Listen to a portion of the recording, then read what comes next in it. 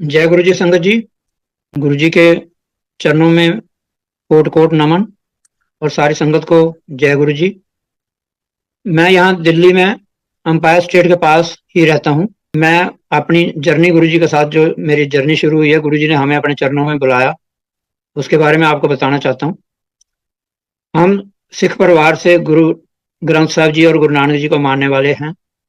और 1957 सतानवे अठानवे 1998 के आसपास मैंने उससे पहले घर बनाया था यहाँ पर, जहाँ मैं अभी बैठा हूँ।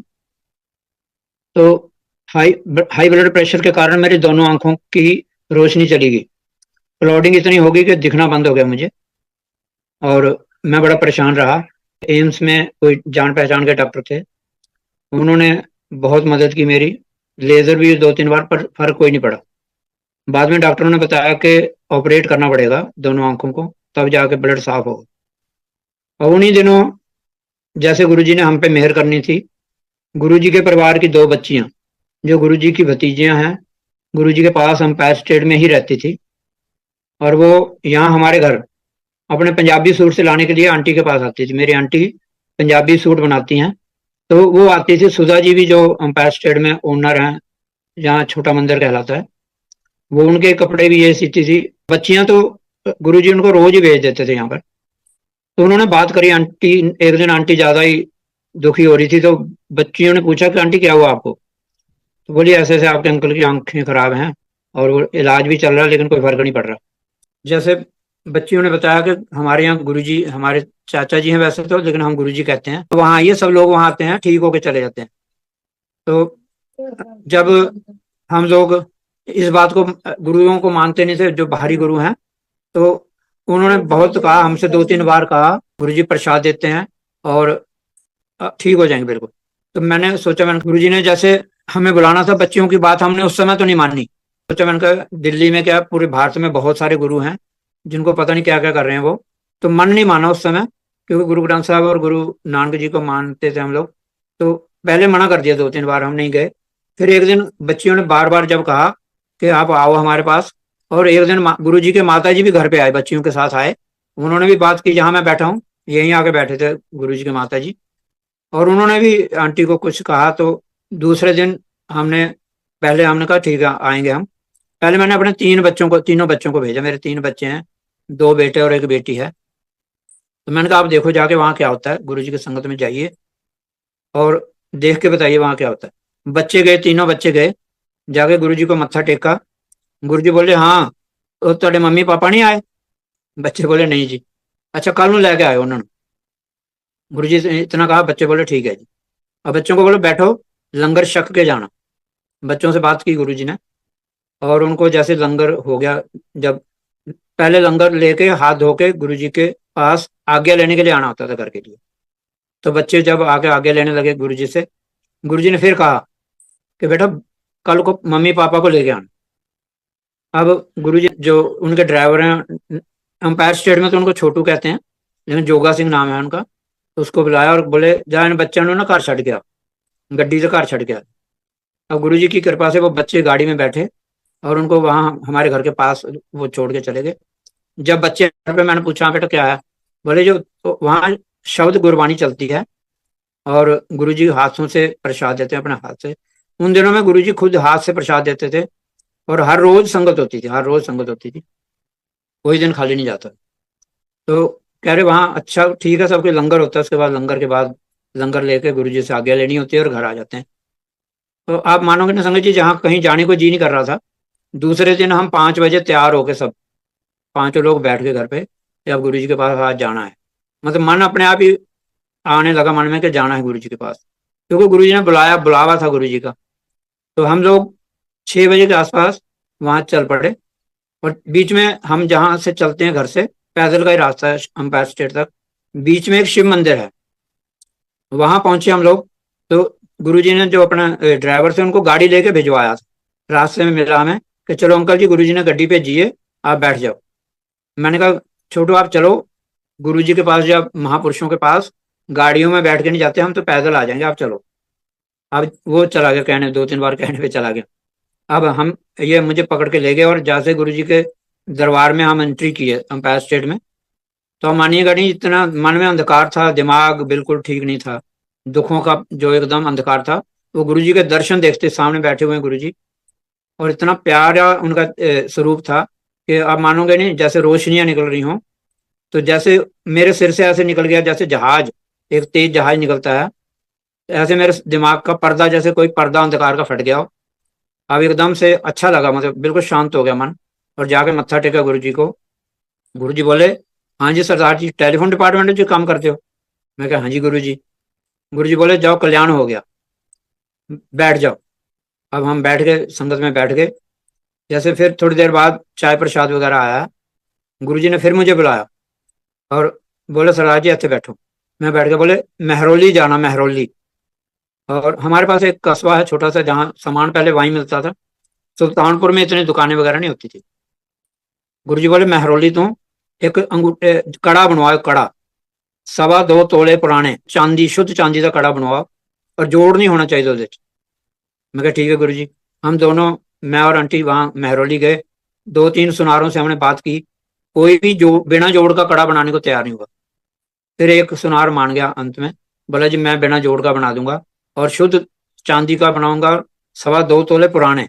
जो आजकल तो 10 ग्राम का तोला होता है ना, वो मेरे को 12 ग्राम के आसपास तोला होता है पुराना। तो मान गया, और हमने उसे एडवांस दे दिया थोड़ा सा। तो बोला तीसरे दिन आके ले जाना। तो संगत जी मैं कड़ा बनवा लिया, और ये कड़ा है मेरे पास, जो इस समय मैंने ये पहन रखा है, जो हिल रहा है, ये गुरु जी का हाथ का, मतलब ब्लेस किया हुआ कड़ा है। तो हम कड़ा बना के दूसरे तीसरे दिन फिर गुरु जी के पास गए। गुरु जी ने कड़ा हाथ में दिया और मुझे बोले, डेट ऑफ बर्थ की सरदार जी ਤੁਹਾਡੀ। मैं नाम तो मेरा पता था गुरु जी का, फिर भी बता, गुरु जी पूछते थे। डेट ऑफ बर्थ और नाम पूछा, और उन्होंने लेके हाथ में 2-3 बार कुछ पढ़ा, जैसे मन में, मुख से होंठ हिले, और मुझे देते, लो सरदार जी ने सज्जे हाथ छुपा ले। वो कड़ा मैंने पहन लिया। अब 3-4 दिन बाद फिर गुरु जी ने मुझे बुलाया, बोले सरदार जी महरौली तू जग लैके आओ, एक जग ले आना तांबे का। और फिर गए जी हम महरौली, और तांबे का जग, अब मुझे पता नहीं था, मैं 2 लीटर का जग उठा लाया महरौली से, जबकि छोटा लाना था।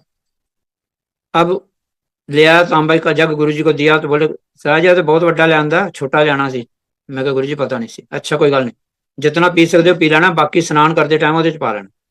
गुरु जी ने वो तांबे का जग भी ब्लेस कर दिया। और फिर 2-3 दिन बाद फिर गुरु जी ने बुलाया मुझे, तो सराज जी ਤੁਹਾਡੀ माता जी उत्थे पटियाला रहते हैं? मैं कहा हाँ जी गुरु जी, हम पटियाला में भी एक छोटा सा घर है हमारा, वहीं के रहने वाले हम, लेकिन अब दिल्ली के ही हो गए हैं। तो गुरु जी ने को मैंने बताया, हाँ जी उत्थे रहते हैं माता जी पटियाले। कहते अच्छा, उन्होंने कहना शुद्ध शहद लैके भेजन, दिल्ली भेज दें ਤੁਹਾਡੇ को। अब दिल्ली में भी तो शहद मिलता होगा जी। गुरु जी को दिल्ली वालों पे ज्यादा विश्वास नहीं आया कभी, बोलते थे दिल्ली वाले सब मतलब के हैं, मतलब से आते हैं। तो खैर मैंने उस टाइम, मोबाइल तो नहीं होते थे, फोन से मैंने माता जी को बात करी, और फोन पे कह दिया कि ऐसे ऐसे भेजना शायद। तो उन्होंने शुद्ध शहद शीशी में भर के दिल्ली में पहुंचा दिया। चौथे 5वें दिन आ गया, वो लेके मैं गुरु जी के पास गया। गुरु जी ने उसे भी ब्लश किया अपने हाथ में लेके, और मुझे बोले सराज जी 2 बूंदा दोनों अखा च हफ्ते च 2 बार, एक हफ्ते में 2 बार 2-2 बूंद दोनों आंखों में डालनी है, कल्याण हो जाएगा, जाओ। अब हमने वही काम शुरू कर दिया। अब मानोगे नहीं, 10-12 दिन बाद ही आंखों की रोशनी बढ़नी शुरू होगी। जो कुछ दिखता नहीं था, पहचान, चेहरों की पहचान नहीं होती थी, वो शुरू हो गया। उधर एम्स में जिस डॉक्टर को, मेरे जान पहचान का कोई डॉक्टर था बहुत बड़ा, उन्होंने मेरी ऑपरेशन की डेट ढूंढ ढांड के मुझे फ़ोन किया कि सरदार जी मैंने स्लॉट ढूंढ लिया आपकी ऑपरेशन का, आप तैयारी करके आइएगा, मेरे को बता दें। अब गुरु जी के पास जाते हुए 15-20 दिन हो गए थे, और काफ़ी फर्क भी लग रहा था। मैंने घर में सलाह करी बच्चों के साथ, मैंने कहा कैसा करना चाहिए। बोले गुरु जी से बात करनी चाहिए। और संगत जी गुरु जी से बात करने की हिम्मत तो नहीं होती थी, घर से बहुत कुछ सोच के जाते थे, वहां गुरु जी के सामने जाते ही सब कुछ गायब हो जाता था, खत्म हो जाता था। इसके बाद हम गुरु जी के, जैसे वो गुरु जी के पास गए जिस दिन शाम को, फिर मैंने गुरु जी के जैसे आगे लेने के लिए बैठा मैं गुरु जी के पास। तो गुरु जी को बोला, मैंने कहा गुरु जी ऐसे ऐसे एम्स में डॉक्टर ने कहा कि ऑपरेशन की डेट मिल गई है, तो मैं ऑपरेशन करा ला कि ना करा ला? गुरु जी एकदम से बोले, सराज जी ऑपरेशन नहीं कराना, डॉक्टर तो अच्छे धक्के खाते फिरते हैं। गुरु जी के पास बहुत डॉक्टर आते थे एम्स से, सबसे जंग के, बहुत दुनिया, करीम लोग उस टाइम होते थे जी दिल्ली की, करीम गुरु जी के पास। शाम को इकट्ठे होते थे। तो गुरुजी ने मना कर दिया। और संगत जी मेरे को तो खुशी का ठिकाना नहीं रहा। मैं तो घर आया, जो एम्स के पेपर कागज थे, फाइल वाइल सब मैंने फाड़ फाड़ के फेंक दिया। मैंने कहा गुरु जी हैं तो अब इनकी जरूरत नहीं। तो उसके बाद हम जाते रहे लगातार गुरु जी के पास। और गुरु जी कभी कभी आंटी से बहुत बात करते थे। मैंने देखा वहां सालों तक लोगों से बात नहीं हुई कभी गुरु जी की। लेकिन हमारा पता नहीं कैसे अच्छे कर्म थे या क्या, गुरु जी ने हमें अपने साथ जोड़ा। वो रोज ही बात कर लेते थे, कभी मेरे से कभी आंटी से, और बच्चों से भी बात कर लेते थे कभी कभी, लेकिन आंटी से ज्यादा बात करते थे। तो ऐसे चलता रहा। और कुछ दिन बाद जैसे मेरा आंखें बिल्कुल ठीक होने लगी।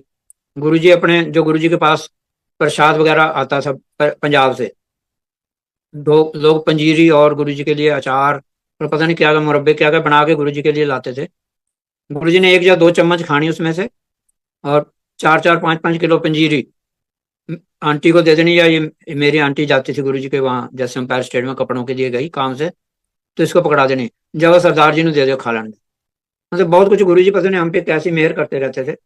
गुरुजी ने वहाँ एम्पायर स्टेट से जो पर्दे उतरे वो दे दिए।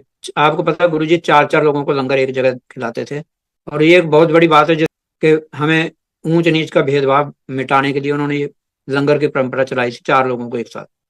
खैर, ऐसे गुरुजी ने चार पांच, चार थाल, चार गिलास लंगर जो वहाँ एम्पायर स्टेट में होता था, वो हमें, वो भी गुरुजी ने खुश होकर हमें दे दिए कि लो आप ले जाओ। और भी जो भी बहुत कुछ गुरुजी देते रहते थे, पता नहीं क्यों मेहर बांधते हम पे। खैर, और एक गुरु संगत जी, मैं एक बात बताना चाहता हूँ, गुरु जी कभी चालाकियों से नहीं मिलते। गुरु जी हमेशा आपको भोले भाव से मिलेंगे। मन आपका साफ होना चाहिए। बाकी गुरु जी तो ये कहते थे कि गुरु को आंदे ने सब लोग, गुरु ਨੂੰ ਕੋਈ नहीं मंगदा। गुरु ਦੇ ਕੋਲੋਂ कोई मतलब रिद्धियां सिद्धियां मंगण आंदे ने, मतलब गुरु ने कोई नहीं मंगण आंदा।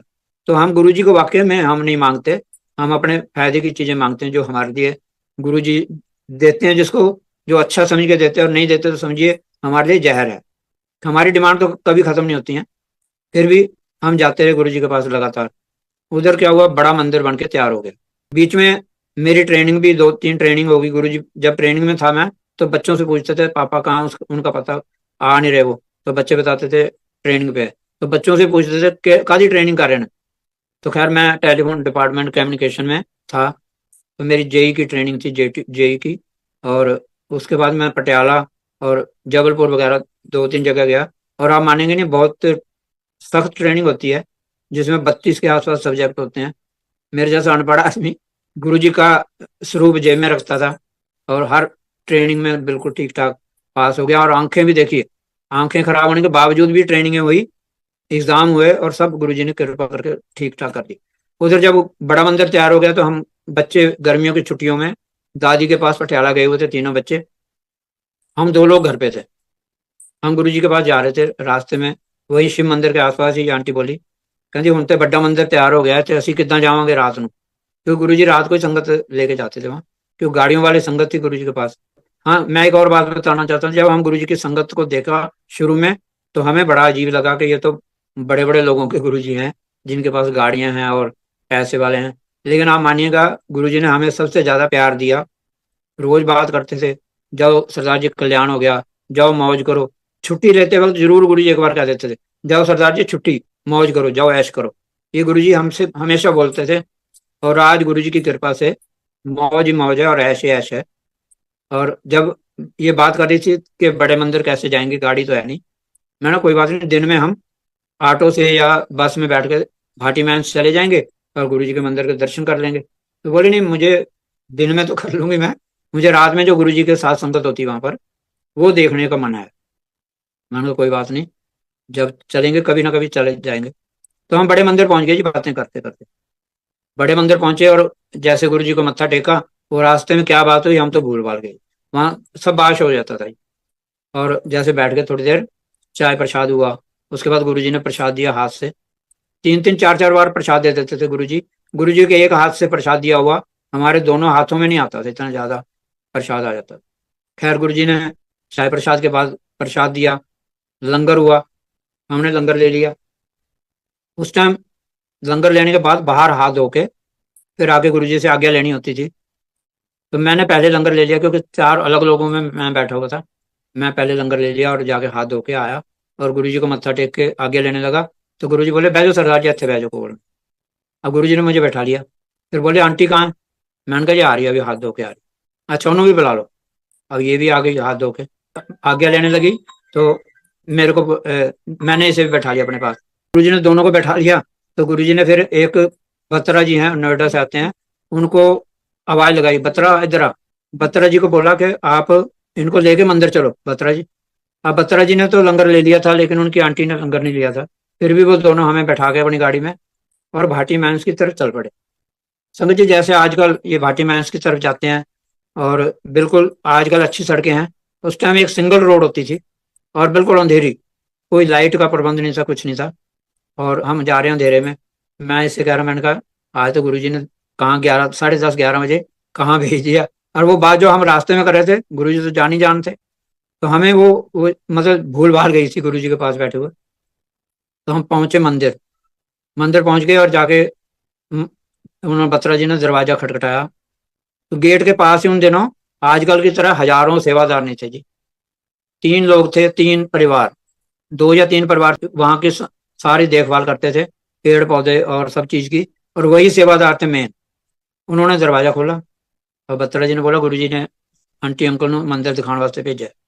अब बिल्कुल अंधेरा था सब कुछ वहां। उन्होंने जाके जनरेटर ऑन किया। जनरेटर ऑन होते ही मंदिर बिल्कुल लाइट से नहा गया और ऐसे लगा जैसे हम स्वर्ग में आ गए। अब वो हमें लेके एक एक चीज दिखाते हुए बत्रा जी हमें बड़े हॉल में ले गए। बड़े हॉल में से जो आसपास कमरे हैं, 7 8 कमरे हैं ऊपर नीचे। एक एक कमरा दिखाया जो आज देखना बिल्कुल संभव नहीं है, हमें भी नहीं देख सकते। वो सारे खोल खोल के कमरे हमें दर्शन कराए गए। गुरु जी कहाँ बैठ के जपते थे, आराम करते थे, सब कमरे हमें दिखाए गए। और एक कमरे में 2 बड़ी बड़ी स्वरूप पड़े थे गुरु नानक देव जी के। तो हम सारे कमरे देख के अब बाहर आते हैं जहाँ शिव जी महाराज की मूर्ति है फुवारे में। वहां के हम बत्रा जी ने बताया कि ये जब इसको यहाँ स्थापित किया गया था तो इसमें से आवाज आई थी, मूर्ति में से आकाशवाणी हुई थी कुछ। अब ये तो नहीं बताया कि क्या हुई थी आकाशवाणी, लेकिन ये बताया कि उस टाइम इसमें से आवाज आई थी। तो हमारा मन तो अभी भी पत्थर का ही था। मैंने मन में सोचा, मैंने कहा जो महापुरुष होते हैं ये मूर्तियों से या किसी भी चीज से, एक त्राटक विद्या हिप्नोटिज्म है जिससे कुछ भी बुला सकते हैं। ये महापुरुषों में शक्ति होती है। तो मन में ये आया, मैंने कहा गुरु जी हो सकता है त्राटक विद्या ये कुछ जानते होंगे, तो मूर्ति से बात करा दी। अब कह के सारा कुछ मन में, उनसे मैंने कुछ नहीं कहा बत्रा जी से। और जाके हम हॉल में बैठ गए 5 आदमी। 2 हम, 2 बत्रा फैमिली और एक माली जो मुखिया हैं आजकल वहां के। वो हम 5 आदमी बैठ गए थे मंदिर में जाके हॉल में।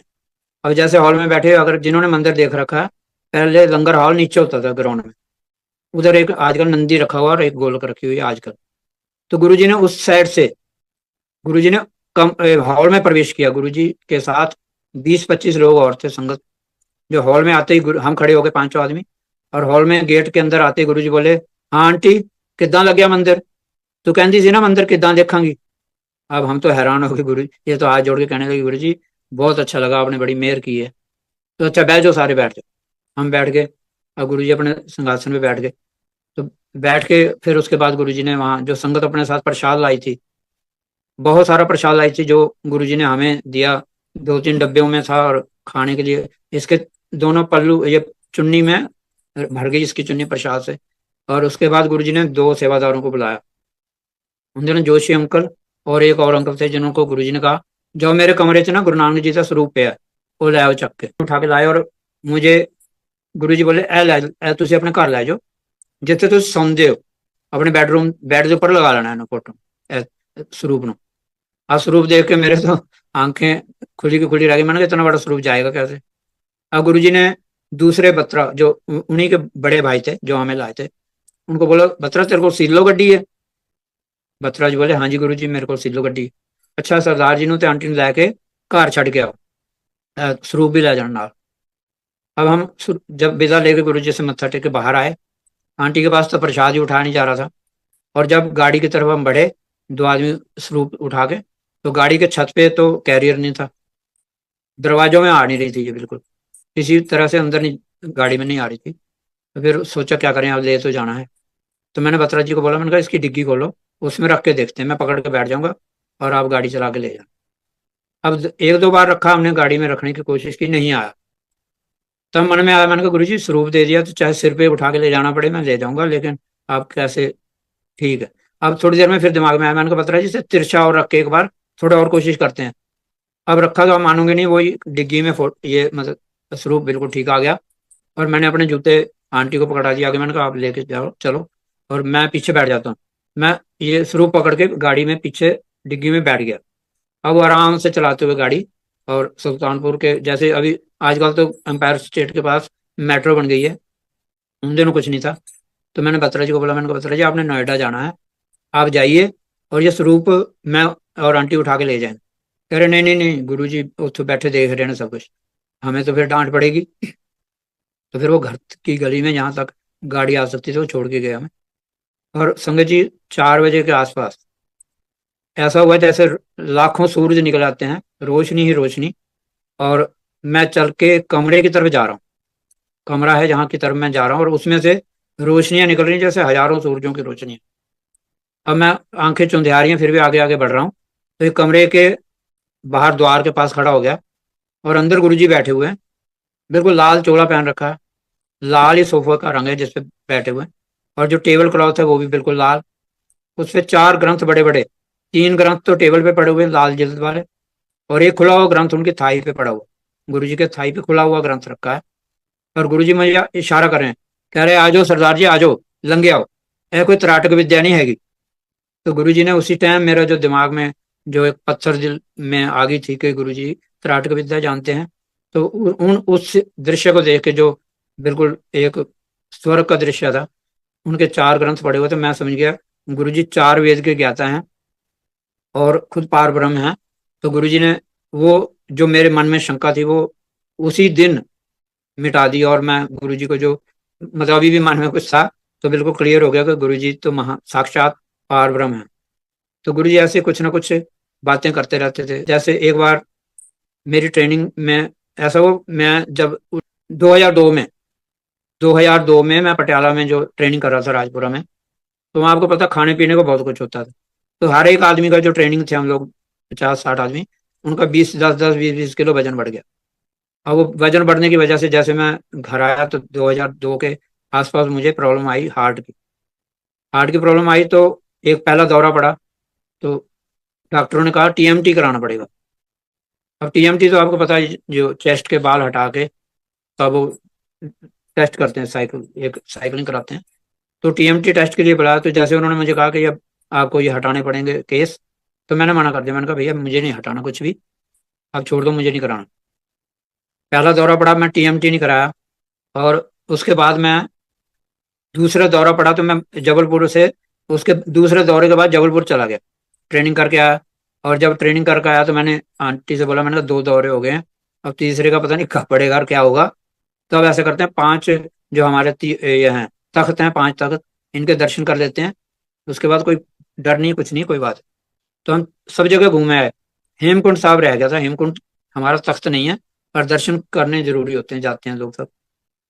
मैं और आंटी हेमकुंड साहब चले गए, और आप मानोगे नहीं पैदल जिस हालत में मैं था, ऑक्सीजन तो आपको पता वैसे अच्छे आदमी को भी नहीं वहां मिलती। खैर हम दोनों कैसे भी चल के पहुंच गए ऊपर, दर्शन हुए। और दर्शन होने के बाद जो वहाँ ऐसा मेरा वैराग हुआ, वैराग मुझे ऐसा रोना आया कि जिससे मैं ये मानता था कि मैं जो चल फिर नहीं सकता आदमी, मेरे को यहाँ आने का गुरुजी ने या मेरे गोविंद सिंह जी ने मुझे मौका दिया। तो बहुत मतलब मन हल्का हो गया वहां जाके। और उसके बाद जब हम दिल्ली आए और गुरु जी के पास गए, तो गुरु जी बोले कितने चले गए सी, गुरु तो ਤੁਹਾਡੇ ਇੱਥੇ ਬੈਠਿਆ ਹੈ, ਤੁਸੀਂ ਕਿੱਥੇ घूमते रहते हो, बाहर ना जाया करो, गुरु ਤੁਹਾਡਾ ਇੱਥੇ कोल ही है ਤੁਹਾਡੇ। मतलब गुरु जी पता लगा लेते थे कि कहाँ है हम, क्योंकि 1-2 दिन नहीं जाते थे तो अम्मा से जरूर पूछते थे गुरु जी कि सरदार आंटी सरदार नहीं आए। वो बस हमें सरदार जी बोलते थे, इनको सरदार नहीं आंटी। तो गुरु जी अब हमें समझाया काफी कि आप बाहर मत जाया करो, सब कुछ यही है, और खास तौर पे आंटी ਨੂੰ ਨਾ ਲੈ ਜਾਇਆ कर किਤੇ भी, एनु घर रखा करो। फिर भी चलो जैसे भी गुरु जी ने, हम कहीं भी चले जाते थे तो गुरु जी को पता तो लग ही जाता था। एक बार हम हजूर साहब चले गए, हजूर साहब आए तो गुरु जी ने मेरा नाम ही रख दिया हजूर साहब खंडूर साहब। जब बुलाना जैसे मत्था टेकने जा रहा हूँ, आओ सरदार जी हजूर साहब खंडूर साहब, चलो चलो सरदार जी हजूर साहब खंडूर साहब, चलो कर छुट्टी होगी। अब हम 8-10 बंद, कई बार ऐसा होता था गुरु जी के पास चरणों में मत्था टेकने जा रहे हैं हम लोग, और 8-10 आदमी मेरे आगे खड़े हैं। तो गुरुजी बोलते चलो सर आज छुट्टी होगी, बस वहीं से लाइन से बाहर निकलना, मत्था टेकना हमने सबने और घर आ जाना। तो गुरुजी को हम दिख दिख रहे होते थे ना, हमें ये नहीं होता था कि गुरुजी के चरणों में जाके मत्था टेकना है, क्योंकि गुरुजी तो अंग संग है मेरे और देख रहे हैं हमें, तभी कह रहे हैं सर आज चलो छुट्टी होगी। अब ऐसे मत्था टेक के आ जाते थे। तो और हमारी बेटी जब गुरुजी को मत्था टेकती थी तो सिर पे चुन्नी ले गया, क्योंकि गुरुजी के पास आपको पता हर एक कल्चर के लोग आते थे और बिल्कुल मॉडर्न लोग थे। सिर पे चुन्नी नहीं होती थी, कुछ नहीं होता था, लेकिन बच्ची मेरी घर से चुन्नी लेके जाती थी और जैसे मत्था टेकने लगी गुरुजी को तो सिर ढक लेती थी चुन्नी से और मत्था टेकती थी। तो एक दिन गुरुजी ने मुझे कहा सराज जी ए बेटी का ब्याह करो ना जो, तो पंजाब जाके करो, दिल्ली से ना करो। मैं कहा ठीक है गुरुजी, जैसे आ गया। अब आप मानेंगे नहीं, मैं दिल्ली में पूरी कोशिश की कि मेरी बेटी का ब्याह, क्योंकि हम दिल्ली में रहते हैं, पास में हो जाए तो अच्छी बात है, लेकिन नहीं हुआ। और वो गुरुजी की बात थी, उन्होंने कहा था, तो जाके पटियाला में ही शादी करनी पड़ी। अम्बाले के हमारे समझी बच्चा अम्बाले का मिला, तो पटियाला जाके शादी करी, क्योंकि गुरुजी ने कहा था पंजाब में ही करनी। तो वो बात बिल्कुल एक एक 16 आने सही निकली। और गुरुजी बहुत प्यार करते थे पंजाबी कल्चर से। बच्चियों को एक दिन गुरुजी ने पूछा होगा कि ये, जब हम गुरुजी के पास अभी गए नहीं थे, तो बच्चियों से पूछा होगा, दोनों अपनी भतीजियों से, कि बेटा ये पंजाबी सूट कहाँ से सिलवाती है आप लोग। तो उन्होंने बताया कि ये एक सरदारनी आंटी है, वो सिंधी है। अच्छा, वो आंधी नहीं कभी, जब तक गए नहीं थे गुरुजी के पास हम। तो गुरुजी को बोले संगत च नहीं आंधी आंटी। तो उन्होंने कहा नहीं जी, हमने तो कहा था आ जाओ, लेकिन आए नहीं। तो गुरुजी उनसे बोले थे कैसी आंटी। तो गुरु बच्चियां बोली हमारी माता जैसी, हमारी माँ जैसी। तो उनकी बच्चियों की माँ भी ना जैसे ये आंटी थोड़ी है, भारी शरीर की हैं। तो वो कह रहे अच्छा ਤੁਹਾਡੀ माँ जैसी। गुरुजी खूब हंसे, बोले अच्छा कोई नहीं, फिर आएगी वो। और जब उन्होंने ऐसा कहा तो हमें वहां जाना ही पड़ा था। तो ऐसे गुरुजी बहुत आंटी को बुलाते थे वहाँ, इनको हमें बच्चों की तरह समझाते थे। जैसे हम गुरुजी के कमरे, जो गुरुजी के कमरे में आज बाहर से भी दर्शन होने मुश्किल है, यहाँ गुरुजी शयन करते थे, रात को आराम करते थे। तो वहाँ गुरुजी ने हमें 2-3 बार बैठा के हमें ये समझाते थे कि आप बच्चों को ठीक से पढ़ाओ। क्योंकि एक बार बड़ा बेटा मेरा स्कूल में, आपको पता है 10वीं 11वीं में जब बच्चे जाते हैं तो थोड़ा बहुत इधर उधर हो जाते हैं। तो गुरुजी ने मुझे कहा कि इनको बच्चों को घर पढ़ाया करो। मैंने कहा ठीक है गुरुजी। फिर हमने बच्चों को साथ नहीं ले जाते थे, घर में बैठे पढ़ते रहे। और वो वही बेटा जिसे हम समझते थे कि बेकार हो गया, उसने एएमई कर ली, एयरक्राफ्ट मेंटेनेंस इंजीनियर बन गया गुरुजी की कृपा से। और वो पहले यहाँ किंगफिशर में रहा, फिर वो स्पाइस जेट में, एक रेलीगेयर दवाइयाँ बनाती है कंपनी, उसकी भी एयरलाइंस हैं। तो वहां पर वो 3-4 जगह काम करके जब उसका 5 साल का एक्सपीरियंस हो गया तो ओमान चला गया। वो ओमान गया, बच्चे भी साथ ले गया। हमारी जो बड़ी बहू थी अभी, वो यहाँ दिल्ली में रहती थी, तो उतना गुरुजी से इतना प्यार नहीं था, जुड़ी तो थी पर उतना नहीं जितना जाके ओमान में, क्योंकि ओमान में गुरुजी की बहुत ज्यादा संगत, अच्छी संगत है। और हम भी 3 बार गए हैं ओमान। तो वहाँ की संगत बहुत प्यार करती है गुरुजी के, जो भी जैसे हमने गुरुजी के दर्शन कर रखे हैं। तो उन्होंने हमें इतना प्यार दिया कि हम आज तक नहीं भूल रहे उनको। और उन्होंने हमें मुझे कई बार बोलते थे अंकल तुम से चले जाओ इंडिया, आंटी ने अच्छे रहने दो सारे को। तो बच्चे ने वहीं हमें को घुमाया। और एक बार बच्चे ने वो सुबह सुखमनी साहब कराना था और शाम को गुरुजी की संगत। तो हम वीजा, हमारा वैसे वहाँ कार्ड बन गया था, ग्रीन कार्ड वहाँ एक दिन में 2-3 घंटे में बन जाता है। तो हमें 2 साल के लिए बना दिया था। तो हम रिन्यू नहीं करा पाए थे, जब तीसरी बार गए ना तो रिन्यू नहीं हुआ था हमसे। तो बच्चे ने अप्लाई कर रखा था हमारा वीज़ा। तो वीज़ा लगा नहीं, वो जो अफसर था जिसने लगाना था इनकी कंपनी का, एयरपोर्ट पे ड्यूटी थी, मस्कट एयरपोर्ट पे इनकी बच्चे की। तो वीज़ा नहीं लगा, तो ये कहने लगा डैडी वीज़ा से लग गया नहीं, अगर कितना होगा तो। मैं कहा, कोई गल नहीं, गुरुजी ने बुलाना होगा तो बुला लेंगे। अब वो अफसर छुट्टी पे था, तो बेटे का 1-2 दिन, एक ही दिन रह जाते 2 दिन। तो बेटे का फोन आया, डैडी अब पता नहीं कौन आके अफसर उस सीट पे बैठा है और उसने मेरा वीजा, मतलब आपका वीजा ठीक कर दिया, लग गया वीजा आपका। फिर मैंने कहा ये तो गुरुजी की कृपा है। हम बिल्कुल सेम दिन, जिस दिन सुबह सुखमनी साहब था और गुरुजी की संगत थी, उसी दिन हम वहां पहुंच गए मस्कट। और बेटा एयरपोर्ट से ले गया हमें। तो मेरा कहने का मतलब, गुरुजी ने जो कराना होता काम सब जगह कराते हैं वो गुरुजी, हर जगह अंग संग में। अब तो गुरुजी वर्ल्ड वाइड हो गए हैं। आज देखो हजारों लोग, लाखों लोग गुरुजी से विदेशों में जुड़े हुए हैं। और ये मेरा भी सत्संग लाखों हजारों लोग तो सुन ही रहे होंगे। और अच्छा लगता है गुरुजी जब हमें अपने साथ जोड़ते हैं, क्योंकि हम एक परिवार हैं।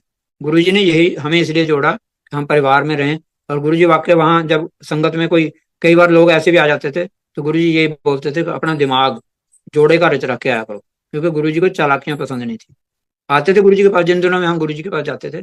कई लोग आते थे जो इन चीज़ों को मानते नहीं थे, फिर आते थे गुरु जी उनको उसी टाइम ही वापस कर देते थे, क्योंकि गुरु जी तो बिल्कुल उनके पास सबका, एक एक आदमी का पता था कि कौन क्या है, कैसे आ रहा है। तो गुरु जी प्यार के भूखे हैं। हम मैं तो संगत जी से यही कहूंगा हमेशा कि गुरु जी से प्यार कीजिए, और पक्का निश्चय करके प्यार कीजिए, क्योंकि गुरु जी ऐसे ढकोसलों में और उनसे नहीं मिलते हैं। गुरु जी को ढकोसला पसंद नहीं बिल्कुल। एक और आपको बताऊं, पता नहीं क्या कारण था कि जितने दौरे पड़े, मुझे 3 दौरे पड़े थे, 2 तो पड़ चुके थे, और जब पड़ता था उससे पहले पहली रात कुदरती पता लग जाता था मुझे कि कुछ होने वाला है सुबह, क्योंकि ये सवेरे 3-4 बजे के आसपास, 5 बजे ये अटैक आता। तो उस दिन जब तीसरा आना था, तो मैंने आंटी को बोला, मैंने कहा मेरे पास ही जहाँ आस पास ही रहना, जब मैं उठाऊं तो, वैसे तो उठाने का टाइम, किसी को जगाने का टाइम ही नहीं देता ही, लेकिन मैंने कहा मेरे पास रहना तो मेरे को पानी और दवाई दे दे। तो सही बात में उसी टाइम अटैक हुआ, 4 बजे के आसपास, और मैं उठ के बैठ गया। इतना मतलब गुरु जी की कृपा समझिए, कुछ भी समझिए। तो मैंने इनको जगाया, 100 रुपये जी के नीचे रखी, और मैं कहीं जाने को तैयार नहीं था, क्योंकि सब जगह केस कतल करके ही ऑपरेशन होना था। मैंने बच्चों को कह रखा मुझे किसी हॉस्पिटल में मत ले जा। तो उस दिन बच्चों ने बहुत मतलब मेरे को समझाया। सब ने कहा कि चलते हैं हॉस्पिटल, आप ऑपरेशन मत कराना अगर ऐसी बात आएगी तो जबरदस्ती ऐसे बहला फुसला के मुझे ले गए। बत्रा हॉस्पिटल है यहाँ पर, वहाँ मेरे पैनल में था, वहाँ चले गए हम लोग। और मैं चल के, मतलब गाड़ी से उतर के चल के गया। तो डॉक्टर ने देखा, बच्चे से पूछा क्या हुआ, बोले ये दौरा पड़ा तीसरा। तो वो फटाफट स्ट्रेचर और पता नहीं क्या क्या लाया। आपको पता है वहां तो जाते मरीज को उन्होंने ऐसा बताना होता कि खत्म था, मैं हमने जला दिया। फिर मैं गया अंदर, और ट्रीटमेंट शुरू हुई। और दूसरे दिन सुबह सुबह आ गए नाई को लेके, बोले जी आपका ये ऑपरेशन होना है, तो ये मतलब थोड़े शरीर के बाल हटाने पड़ेंगे। मैंने कहा नहीं जी, मैं तो चला जा रहा हूँ घर, आप कुछ भी करो, मुझे नहीं कराना। अब पूरा दिन, उस दिन वो पंजाबी था जो कंसल्टेंट था ना, बत्रा हॉस्पिटल के, मिस्टर सिन्हा, जिन्होंने 10,000 किए थे, ऑपरेट किए थे ऑपरेशन हार्ट के, उनके पास मेरा केस था। तो उनका जो कंसल्टेंट था वो पंजाबी था, शर्मा। बोले सरदार जी तुसी तो सानू धर्म संकट ਵਿੱਚ पाता, ਹੁਣ करिए ਤਾਂ भी ना करिए ਤਾਂ भी। खैर वो शाम तक मेरे को समझाते रहे। हमारे गुरुद्वारे के ज्ञानी जी भी आ गए। उन्होंने बताया कि जब मेडिकल के रूप में कुछ भी कराना होता है तो करना पड़ता है, ये आप जानबूझ के थोड़ी कर रहे हो। तो शाम तक बड़ी मुश्किल से मुझे मनाया। मैं तो वहां से उठ उठ के घर आने के चक्कर में था कि मैं जा रहा हूँ, मुझे कुछ नहीं हुआ। और उधर, क्योंकि हमने किसी को बताया नहीं था, चुपचाप आ गए थे। तो बच्ची को जब बताया मैंने अपने घर में, बेटी को, तो मैंने कहा गुरु जी के पास जाओ, आप उनको बताओ कि ऐसे ऐसे पापा को ऐसा हुआ, दौरा पड़ गया है, और ऑपरेशन कह रहे हैं डॉक्टर, ऑपरेशन करने जा रहे हैं, तो कैसे करें, कराएं कि ना कराएं। अब गुरु जी, जब बेटी गई वहां अंपायर स्टेट में, तो गुरु जी स्नान कर रहे थे, तो बात नहीं हो पाई। अम्मा बोली कि कोई नहीं, जैसे गुरु जी आएंगे बाहर, क्योंकि गुरु जी काफी टाइम लगाते थे स्नान में, तो जैसे बाहर आएंगे मैं उनको बता दूंगी। अब जैसे गुरु जी बाहर आए होंगे, अम्मा ने बात की होगी, तो गुरु जी ने अम्मा को भेजा घर पे, कि जाओ उनको, बच्चों को बोल दो कि उनको बोलो ऑपरेशन करा लें, बिल्कुल ठीक ठाक हो जाए, कुछ नहीं, कोई दिक्कत नहीं आएगी। और स्वरूप गुरु जी का जेब में रहता था। तो गुरु जी ने जैसे आज्ञा दे दी कि करा लो, तो फिर सब राजी हो गए। बच्चों ने भी जो ब्लड वगैरह देना था सब डोनेट कर दिया, और ऑपरेशन हुआ। आप संगत जी, आप मानिएगा नहीं, 10 दिन वहां रहा मैं, 4-5-8 दिन आईसीयू में। और आईसीयू में किसी को आने जाने नहीं देते ज्यादा। तो गुरु जी की ऐसी मेहर थी कि आंटी, जब मैं बुलाता था नर्स को कह के कि आंटी को बुला दो, तो फटाफट लेके आती थी। पता नहीं गुरु जी ने सब रास्ते खोल दिए थे। और एनेस्थीसिया का असर लोगों पे ऐसा होता है कि बहुत गाली देते हैं लोग नर्सों को, डॉक्टरों को, पैर, लात लात मार देते हैं कभी कभी गुस्से में। तो वहां बिल्कुल मैं अपने आप, तीसरे दिन में अपने आप सारे काम कर रहा था, और बिल्कुल नॉर्मल जैसा बिल्कुल था मैं। और हाँ, जो उससे पहले 1-2 दिन जैसे शुरू शुरू में एनेस्थीसिया का असर था, या पता नहीं हॉस्पिटल का क्या प्रॉब्लम थी, वहां जैसे लेट सा आंख बंद हुई, और काले काले चेहरे, जैसे भूत प्रेत नहीं उड़ते हैं, क्योंकि हॉस्पिटलों में बहुत डेथ होती है, तो कोई ना कोई तो, अगर रूहों को कोई मानता है तो वो है ही वहाँ। तो काले काले वो ऐसे दिखते थे, डरावने से चेहरे। तो एक दिन मैंने आंटी से, मैंने गुरु जी का स्वरूप लाओ, मैंने दर्शन करने हैं। तो मैंने स्वरूप मत्थे पे रख के मैंने कहा गुरु जी ऐसे ऐसे चेहरे क्यों दिखा रहे हो, कोई अच्छी चीज के दर्शन कराइए। और जैसे थोड़ी देर में मैं, ये बाहर गई है, और जैसे मेरी आंख बंद हुई तो बड़े मंदिर के दर्शन मुझे हुए। गुरु जी ने वो सारे जो क्लेश थे, जो दिख रहे थे चेहरे, सब साफ हो गए गुरु जी के मंदिर के दर्शन करते ही। और वही जैसे पर्दा नहीं फटता, ऐसे पर्दा सा फटा, और वो काले, जो काले बादल थे जो चेहरे ऐसे डरावने से वो सब खत्म हो गए। ठीक होने के बाद घर आया। दूसरे तीसरे दिन मैं गुरु जी के पास दर्शनों के लिए गया। 15 दिन हो गए थे ऑपरेशन को। गुरु जी के दर्शन किए। गुरु जी बोले, हाँ सरदार जी, हार्ट ठीक करा लिया। मैं कहा, हाँ जी गुरु जी, तुझे कराता। कभी कभी आंटी से मजाक भी कर लेते थे, कहते, आंटी एडा बड़ा बिंदा लगाया, तो पहले ये बिंदी लगाती थी। तो गुरु जी बड़े खुश होते थे, जैसे हम जाते, आंटी आज तो बड़ी सोहनी लग रही, तो बिंदी लाई है एडी बड़ी। तो गुरु जी कुछ ना कुछ मतलब किसी न किसी बहाने से बात करते थे। लेकिन गुरु जी का, अगर गुरु जी को मानना है तो गुरु जी की बात मानी। तो जय गुरु जी, शुक्राना गुरु जी।